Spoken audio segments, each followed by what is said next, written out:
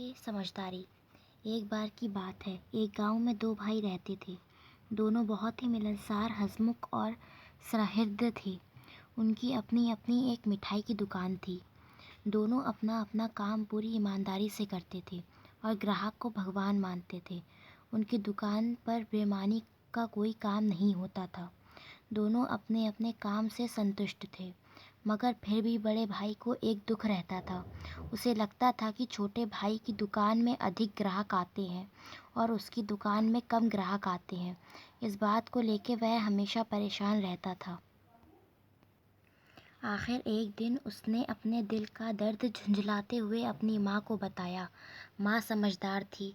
वह जानती थी कि आज तो दोनों भाइयों में एकता है, लेकिन यदि किसी एक के मन में भी असंतुष्टता आ गई तो फिर रिश्ते में दरार पड़ने में देर नहीं लगेगी।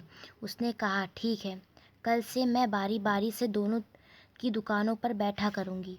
अगले दिन से माँ ने दुकान में आना शुरू कर दिया। एक दो दिन बाद ही उसकी पारखी नज़र ताड़ गई कि समस्या कहाँ है।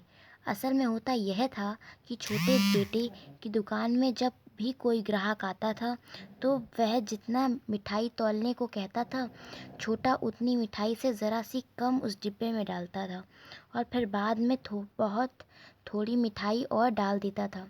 अब वज़न बिल्कुल बराबर होता था, न कम न अधिक। और बड़ा क्या करता था, वह जब भी मिठाई तौलता पहले डिब्बे में अधिक मिठाई भर देता और बाद में उसमें से निकाल लेता था। वज़न उसका भी एकदम बराबर रहता था, न कम न ज़्यादा। सिर्फ तरीके का फ़र्क था। यह बात जानकर माँ ने छोटे बेटे को बुलाया और उसे समझाया कि गलती कहाँ हो रही है। ग्राहक समझता है कि यह दुकानदार उसकी खरीदी हुई मिठाई में से कम कर रहा है। वही दूसरे भाई का ग्राहक समझता है कि वह दुकानदार अपनी तरफ से और मिठाई डाल रहा है, जबकि यह उन ग्राहकों का मात्र भ्रम था। अगर हम खुशी, प्रेम, मिठास, सम्मान, अपनापन खुद आगे बढ़कर दूसरों को दें तो वह लोग हमेशा खुश रहेंगे। इसके विपरीत यदि अनजाने में भी कोई उसकी खुशी, प्रेम, सम्मान और जीवन की मिठास को कम करने का प्रयास करे तो उसके नाराज़ होने में ज़रा भी देर नहीं लगेगी। याद रखिए, केवल नज़रिया बदल जाने से नज़ारे बदल जाते हैं। Thank you.